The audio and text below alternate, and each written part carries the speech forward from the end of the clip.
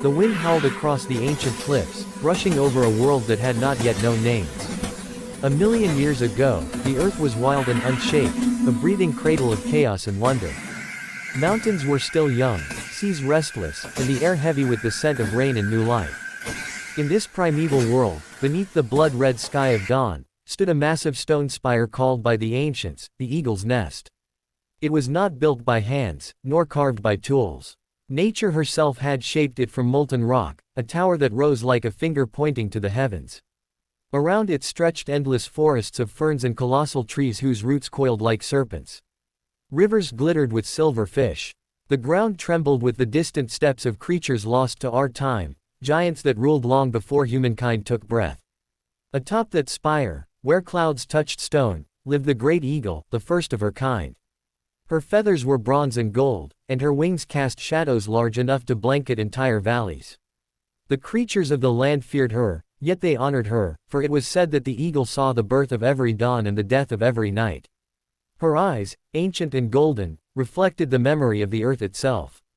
Beneath her mountain lay a valley filled with life, the valley of the first dawn. There, small ape-like beings had begun to walk on 2 feet.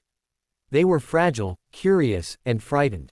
They had no words, no fire, no tools, but in their eyes, a spark was forming, faint yet unstoppable. They were the children of the earth, and one of them was Uru. The beginning of Uru's journey. Uru was different from the others. While his kin spent their days foraging or hiding from predators, he climbed. He loved the feeling of wind against his face, the height that made his heart race. Sometimes, from the tallest trees, he could see the mountain in the distance, the eagle's nest. Its peak glowed at sunrise, as if a flame burned within the stone itself. One evening, while gathering fruits near the river, Uru witnessed something extraordinary. The great eagle descended from her mountain. Her wings cut through clouds, and lightning followed her call. She landed near the water, her talons cracking the earth.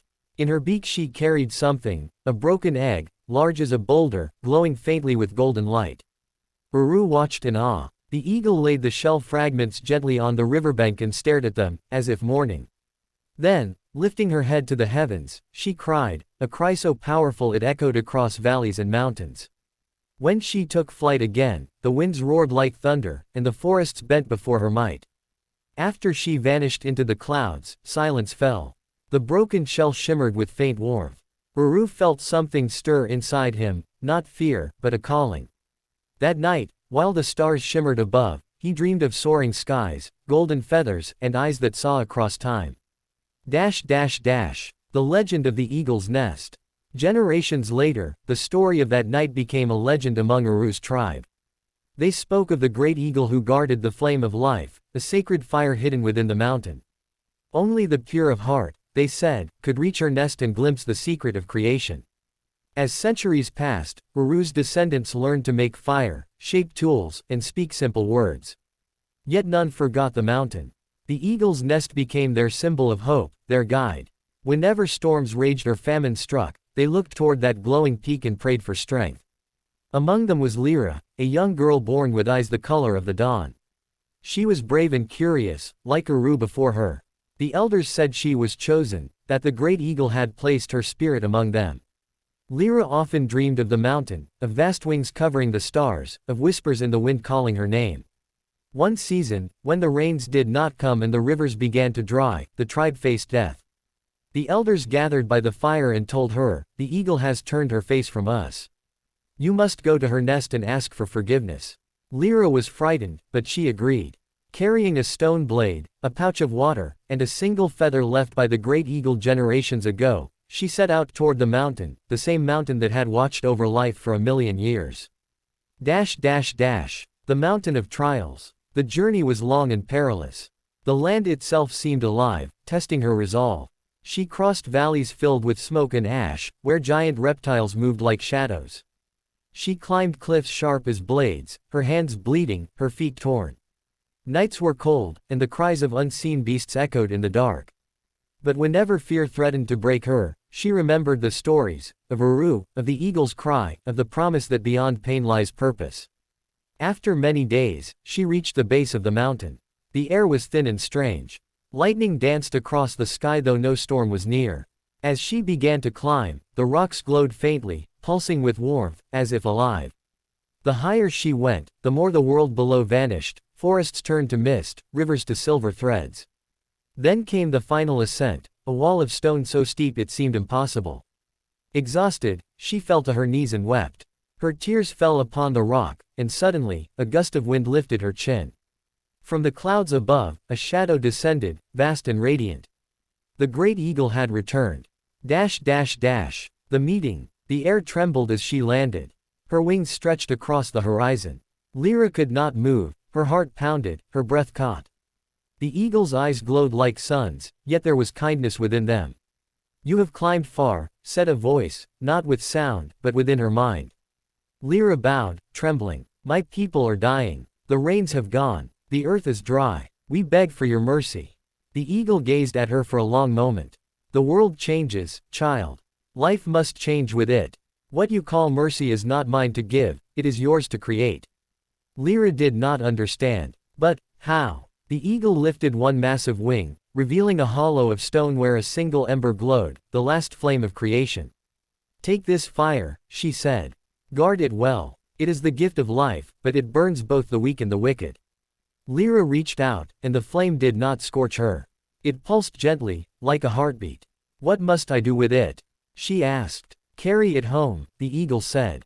"Let it teach your people warmth, courage, and light. But remember, all flames demand balance. If you forget the sky, the fire will consume the earth." Then, with a thunderous cry, the great eagle rose into the storm and vanished into the sun. The return. Lyra descended the mountain with the sacred flame cupped in her hands. When she reached her tribe, she placed it in the center of the camp. The fire grew, fierce, golden, alive. It drove away the darkness, brought warmth to the cold, and light to the fearful. The rains soon returned, and the rivers flowed once more. The people rejoiced, calling her the daughter of the eagle. From that day, fire became the heart of their lives. They cooked with it, crafted with it, defended themselves with it.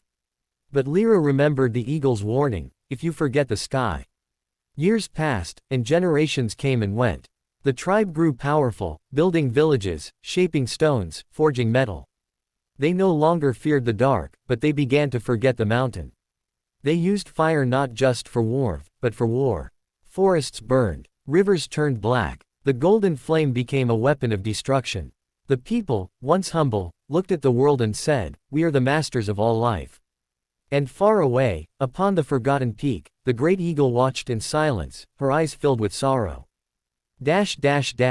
The cycle of flame. Thousands of years passed. The land changed again. The mountains crumbled, seas rose and fell, and the children of Lyra spread across the earth, building cities and kingdoms. They no longer remembered her name or the gift she carried from the eagle's nest. But in every fire they lit, in every spark that burned, a faint echo of that first flame remained. The great eagle became a legend, then a myth, and finally, a forgotten dream. Yet, when the skies turned gray with smoke and the earth groaned under the weight of its children's greed, the winds began to stir once more. And from the ashes of a burning world, a new child was born, Mira, a girl with golden eyes and a heart full of questions. She grew among ruins, where no birds sang and the sun was dim behind clouds of dust.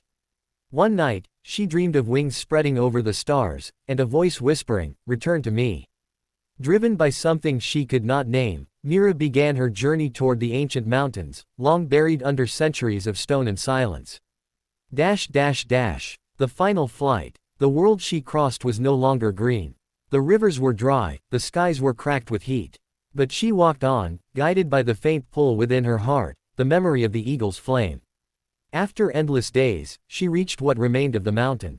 The eagle's nest was broken, its peak shattered by time. Yet, in the hollow heart of the rock, a single feather lay, golden, untouched by age. As she touched it, light burst from the stone, and the ground shook. The wind howled like the roar of creation itself. And from the heart of that light rose the great eagle, reborn. Her wings were vast, her eyes filled with tears of fire. "Child of the earth," she said, "you have come again." Mira knelt. "The world is dying," she whispered. "We forgot your gift. We forgot the balance." The eagle's gaze softened. "Then remember it now. Every end is but another beginning. Life will rise again, not as it was, but as it must be." She lowered her wings around Mira, wrapping her in light. The earth trembled, mountains split, seas surged.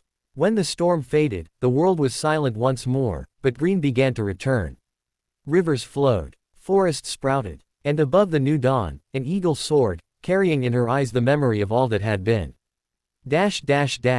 Epilogue. The Eternal Nest.